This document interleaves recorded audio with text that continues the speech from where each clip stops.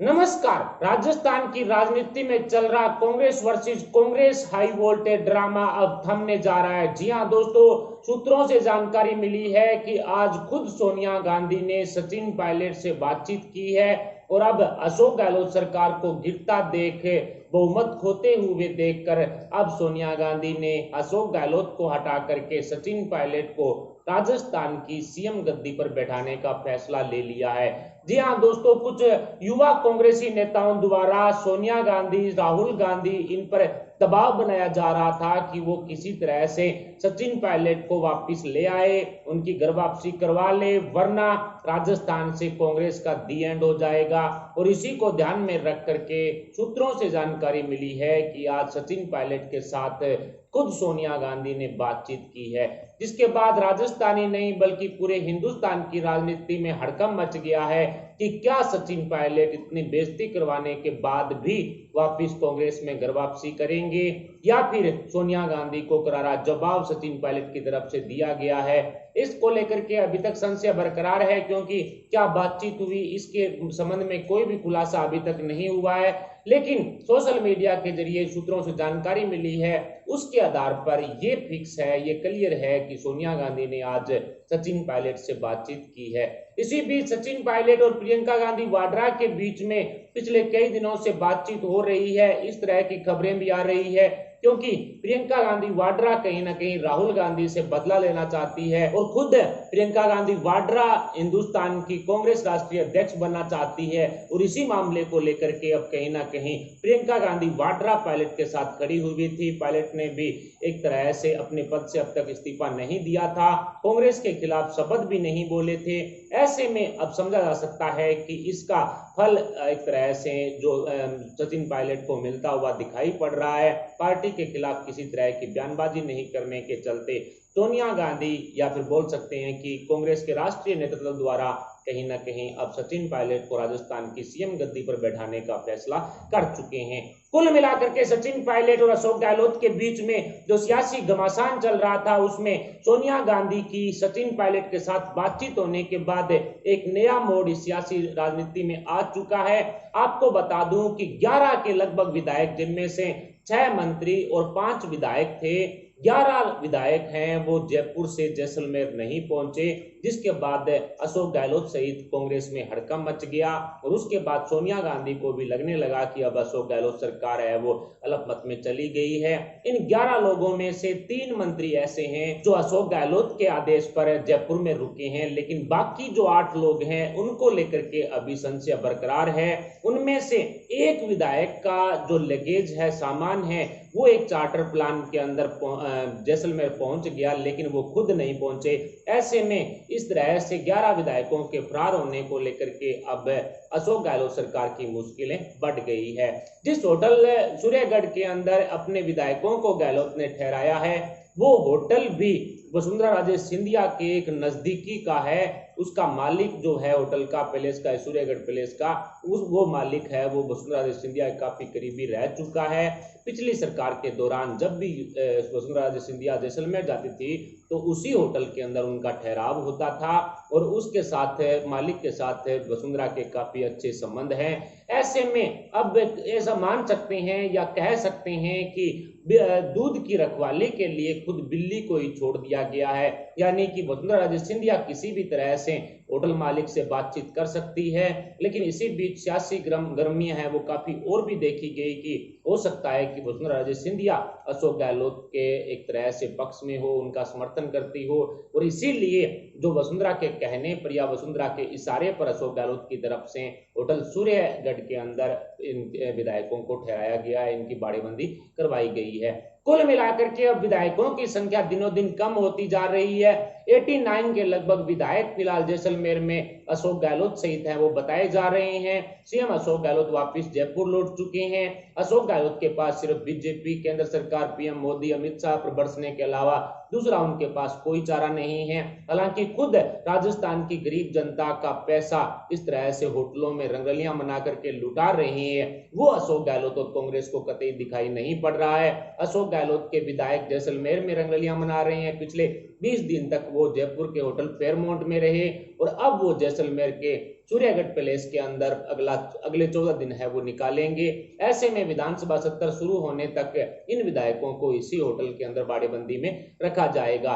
लेकिन जिस तरह से इन विधायकों की संख्या दिनों दिन कम होती जा रही है उससे कांग्रेस काफी चिंतित है। राजस्थान की जनता भी कांग्रेस को जी भर भर के गालियां हैं वो निकाल रही है, क्योंकि कोरोना काल के दौरान जिस जनता को इन विधायकों की जरूरत थी उस टाइम इन विधायकों ने होटलों में रंगरलियां मनाई। ऐसे में अब जनता काफी नाराज है। अशोक गहलोत की खिलाफत काफी ज्यादा राजस्थान में हो चुकी है। ऊपर से कांग्रेस के युवा नेताओं ने जो केंद्रीय नेतृत्व पर भी एक तरह से दबाव बनाना शुरू कर दिया है कि सचिन पायलट यदि राजस्थान से चले गए तो राजस्थान से कांग्रेस चली जाएगी, राजस्थान कांग्रेस मुक्त हो जाएगा। ऐसे में अब बड़ा फैसला लिया जा सकता है और यही कारण रहा, कहीं ना कहीं इस बात में पक्का सच्चाई है कि सोनिया गांधी ने पायलट के साथ बातचीत की है, इसमें सच्चाई है। इसीलिए आज अशोक गहलोत ने फिर मीडिया में आकर के कहा कि जो बागी हो चुकी हैं पायलट खेमे के साथ हैं वो यदि वापिस आना चाहे, माफी मांग ले तो निश्चित तौर पर केंद्रीय नेतृत्व से माफी मांग ले तो वो निश्चित तौर पर आ सकते हैं। लेकिन सचिन पायलट के लिए आज फिर उन्होंने एक तरह से जो तंज कसने का काम किया, उन्होंने स्पष्ट कहा कि अब सचिन पायलट को मान मनोबल है वो पहले वाला नहीं मिलेगा राजस्थान में। इस तरह का तंज कसा ताकि सचिन पायलट फिर से अशोक गहलोत से नाराज हो जाए। लेकिन अब सोनिया गांधी की तरफ से जो बड़ा फैसला लिया जाएगा उसके बाद अशोक गहलोत भी इस फैसले को नहीं रोक पाएंगे। यही कारण रहा है कि कहीं ना कहीं अशोक गहलोत ने आज बागी विधायकों पर नरमी दिखाई। इसके अलावा वसुंधरा देवी सिंधिया के बारे में जब उनसे पूछा गया तो कहा कि ये बीजेपी के जो अब आजकल के जो नेता हैं, यानी कि अब जो नए नेता आए हैं बीजेपी के अंदर, उनको लेकर के कहा कि ये सभी के सभी वसुंधरा देवी सिंधिया बनना चाहते हैं, लेकिन वो तो वही है, उनको टक्कर देने वाली कोई नहीं है, ना ही तो कोई महिला और ना ही कोई पुरुष बीजेपी का जो नेता वसुंधरा देवी सिंधिया को टक्कर दे सकता है। इस तरह की बात एक तरह से कही तो नॉर्मल सी बात है कि वसुंधरा के साथ कहीं ना कहीं गहलोत के संबंध हैं वो ठीक हैं और कहीं ना कहीं अशोक गहलोत सरकार बचाने में वसुंधरा का हाथ है। इसलिए वसुंधरा देवी सिंधिया पर एक तरह से नरमी बरतने का काम अशोक गहलोत की तरफ से किया गया। और साथ ही गुलाबचंद कटारिया को लेकर के भी अशोक गहलोत ने कहा कि कटारिया जी हैं वो मीडिया के अंदर जरूर ऐसा वैसा बोल देते हैं, लेकिन वो काफी नरम स्वभाव के हैं, इसलिए वो दूसरे बीजेपी के नेताओं की तरह नहीं है। कुल मिलाकर के इन दोनों नेताओं पर नरमी अशोक गहलोत की तरफ से दिखाई गई, लेकिन बीजेपी पर फिर से दोबारा आज हॉर्स ट्रेडिंग का राग अलापा।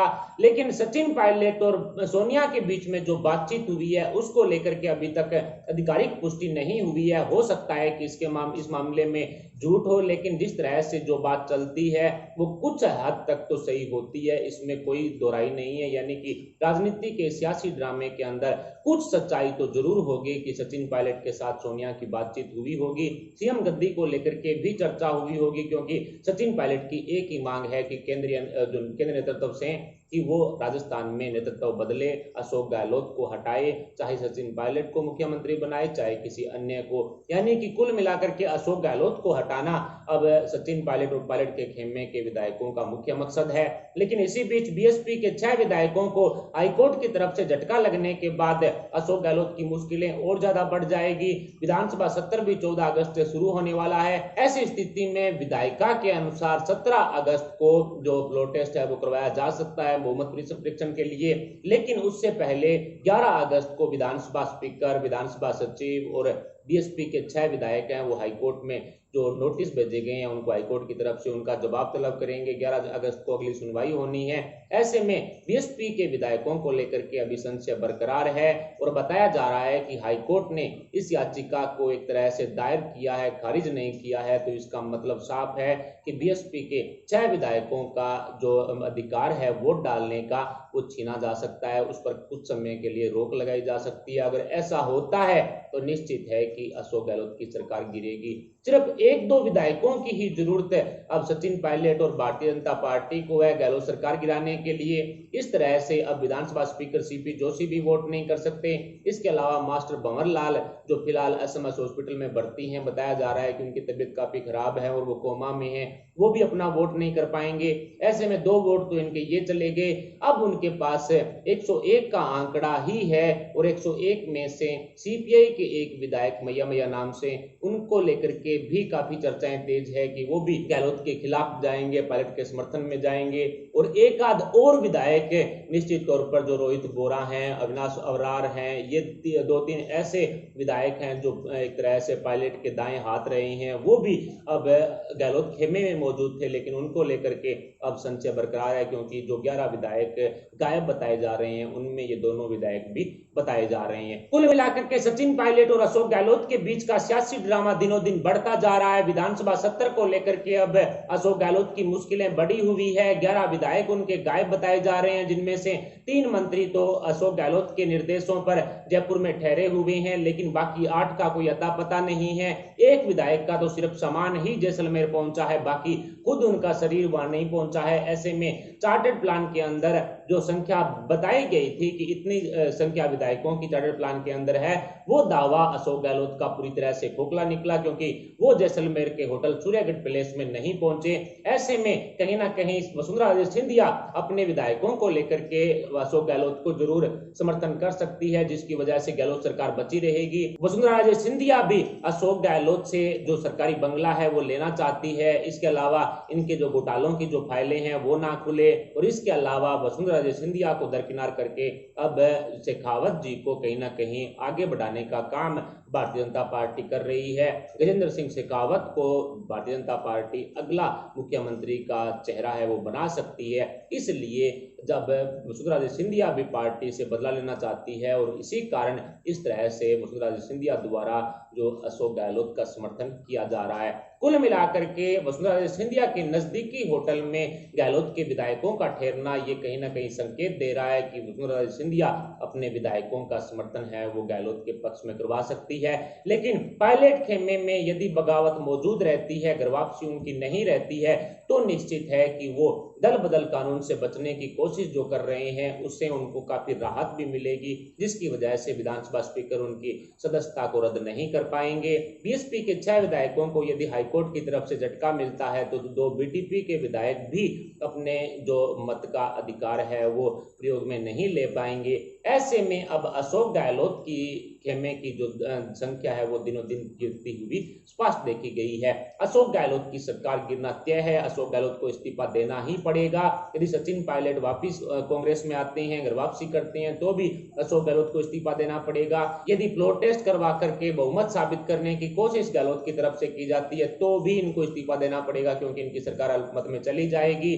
फिलहाल विधानसभा स्पीकर द्वारा इन बागी 19 विधायकों की सदस्यता रद्द करने को लेकर के रोक लगाई हुई है, जिसको लेकर के अब विधानसभा स्पीकर द्वारा एसपीएल जो सुप्रीम कोर्ट में लगा भी दी गई है, याचिका दायर कर दी गई है, उस पर भी आगे सुनवाई होनी है। उसके बाद फैसला होगा कि इन 19 विधायकों को लेकर के उनकी सदस्यता रहेगी या जाएगी। लेकिन पार्टी के खिलाफ नहीं बोलने के कारण इन पर दल बदल कानून है वो लागू नहीं होता है। ये सिर्फ नेतृत्व के खिलाफ बोल रहे हैं, ना कि पार्टी के खिलाफ। कुल मिलाकर के सचिन पायलट और अशोक गहलोत के बीच में जो सियासी घमासान चल रहा है, उस दौरान क्या सचिन पायलट और सोनिया के बीच में बातचीत हुई होगी, इस पर आपकी क्या विचार है? आप अपने विचार हमें कमेंट बॉक्स में जरूर बताएं। साथ ही वीडियो को लाइक कर हमारे चैनल को सब्सक्राइब जरूर कर लें। अभी के इतना मिलते हैं अपडेट के साथ, तब तक के लिए जय हिंद, जय भारत।